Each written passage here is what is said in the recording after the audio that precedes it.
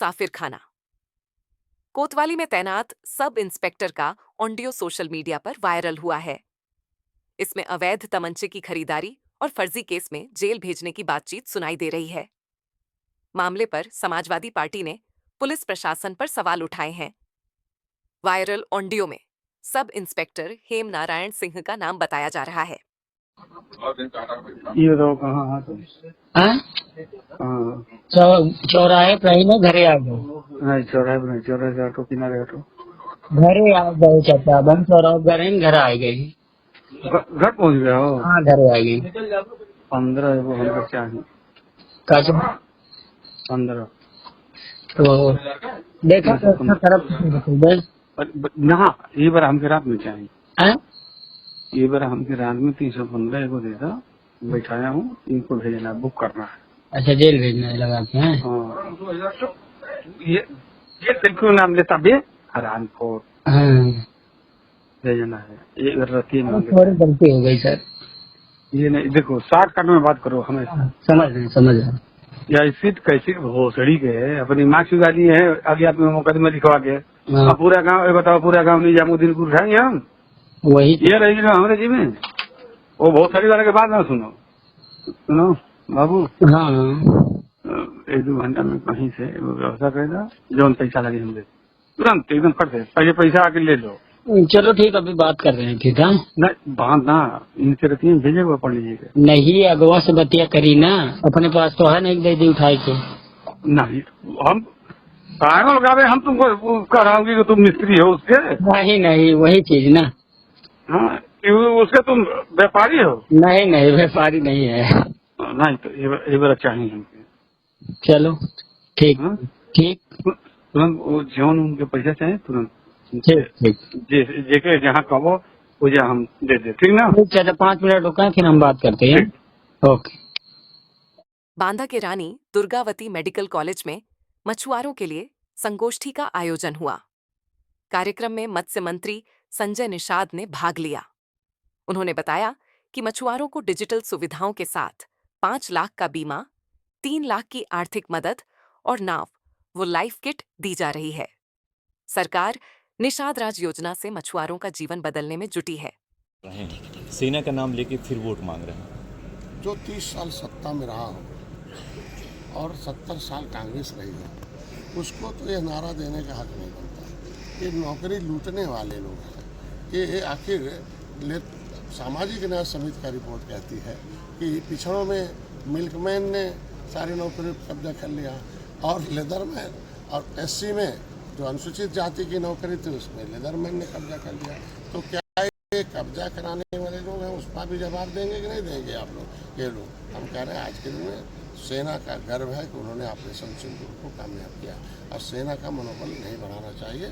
और ये हर एक आदमी को नागरिक राष्ट्रवादी होता है भारत का एक नागरिक, उसका तक संदेह जाना चाहिए। अब विपक्ष का ये सब पोस्टर कुछ है, जनता जब बाहर कर दिया है तब इन्हें सब ओबीसी पिछड़े दलित याद आते हैं। जैसे सत्ता में जाते हैं। बाराबंकी में ट्रक और अर्टिगा कार की भीषण टक्कर में 4 लोगों की मौत हो गई। मृतकों में प्रॉपर्टी डीलर, उनकी पत्नी और बिजनेसमैन जीजा शामिल हैं। हादसे में 2 बच्चों समेत 3 लोग घायल हुए हैं। परिवार कानपुर से सगाई समारोह में शामिल होकर गोंडा लौट रहा था, तभी ये हादसा हुआ। बुलंदशहर के हजरतपुर बम्बे के पास पुलिस और स्वाट टीम की मुठभेड़ में 15,000 का इनामी बदमाश इमरान घायल होकर गिरफ्तार किया गया। लूट के मामले में फरार इमरान ने पुलिस पर फायरिंग की थी। पुलिस ने जवाबी कार्रवाई में उसे दबोच लिया।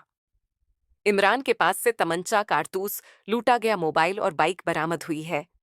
उस पर 16 संगीन मुकदमे दर्ज हैं। हजरतपुर बम्बा के पास एक स्प्लेंडर बाइक आके पुलिस को देखकर उल्टी दिशा में लौट गई। पुलिस ने जब उसका पीछा किया तो उस व्यक्ति ने पुलिस पे 1 राउंड फायर किया। जवाबी कार्रवाई में वो व्यक्ति घायल हो गया। जब उस व्यक्ति से पूछताछ हुई तो उसने बताया कि उसका नाम इमरान पुत्र हयूम निवासी अलीगढ़ है और उस पे कोतवाली देहात क्षेत्र के 2 मुकदमे हैं और सिकंदराबाद क्षेत्र का एक इनाम उस पे घोषित है। उसके पास से हमको एक मोबाइल, एक तमंचा, 2 जिंदा कारतूस और एक मोटरसाइकिल बरामद हुई है और अग्रिम विधिक कार्रवाई नियमानुसार की जा रही है। हरदोई के जिलाधिकारी अनुनय झा ने नगर पालिका के कई स्थानों का निरीक्षण किया।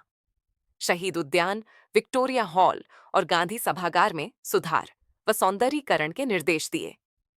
उन्होंने खेल सुविधाएं बढ़ाने, पुस्तकालय और फूड कोर्ट बनाने का भी आदेश दिया। साथ ही सोल्जर बोर्ड, लखनऊ चुंगी और डीएम चौराहे पर अतिक्रमण हटाने व ट्रैफिक लाइट सुधारने के निर्देश दिए।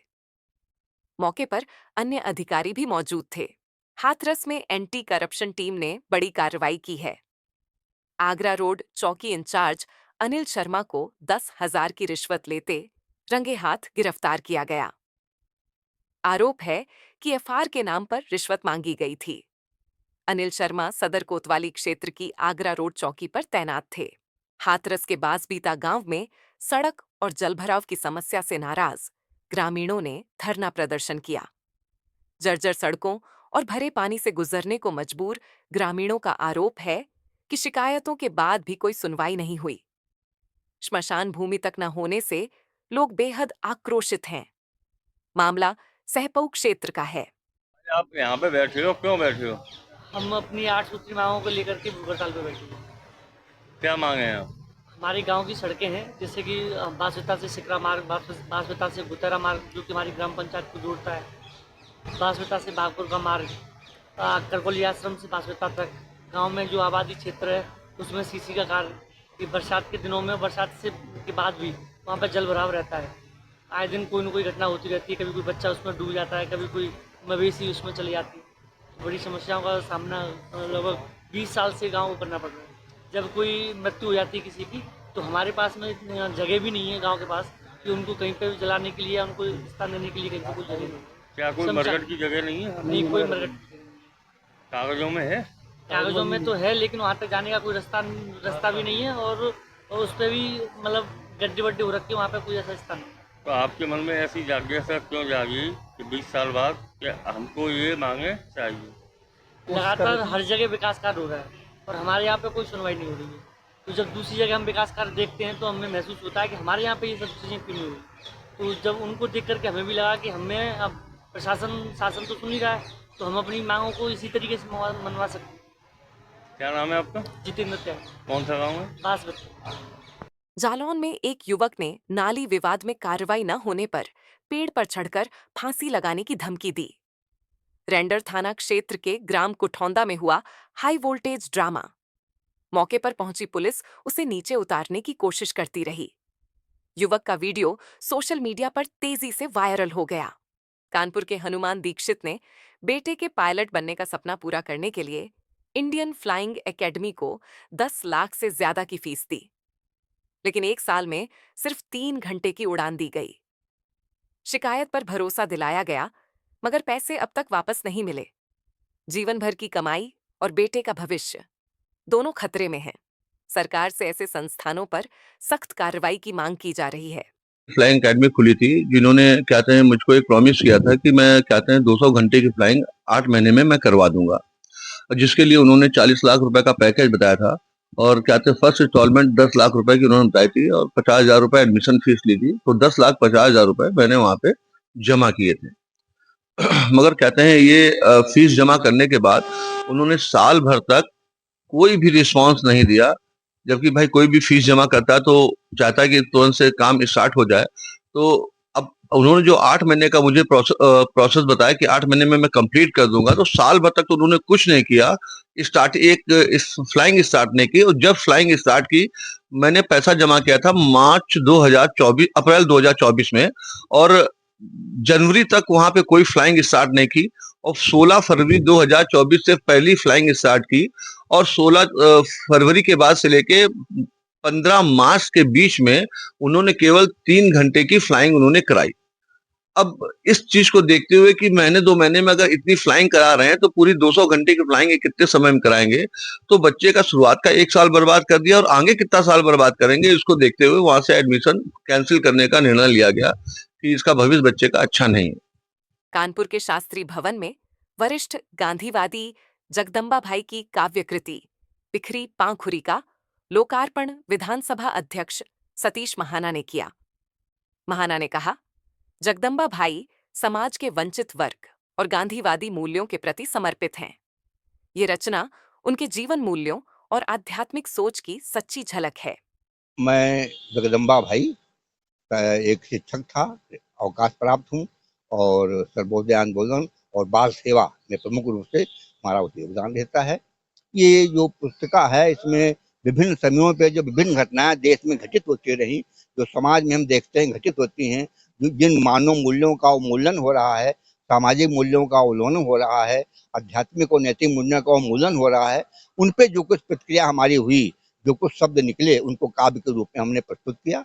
वो एक संकलन पड़ा हुआ था, बच्चों की इच्छा थी कि इसको हम संकलित करें, उन्होंने उसको जो है काव्य का रूप दे दिया है, काव्य का रूप दे दिया है, जिसका हमने बिखरी हुई पाखुरी, मतलब यह है कि विभिन्न समयों को, विभिन्न घटनाओं के, विभिन्न सिद्धांतों के जो आवाज निकली वो इसमें संकलित है, इसलिए इसका नाम बिखरी पाखुरी। उत्तर प्रदेश को मिला नया डीजीपी। लंबे समय से चल रहे कयास खत्म हुए। शनिवार शाम सरकार ने आईपीएस राजीव कृष्ण के नाम का ऐलान किया। वे पहले डीजी इंटेलिजेंस और भर्ती बोर्ड के चेयरमैन रह चुके हैं। अब संभालेंगे यूपी पुलिस की कमान।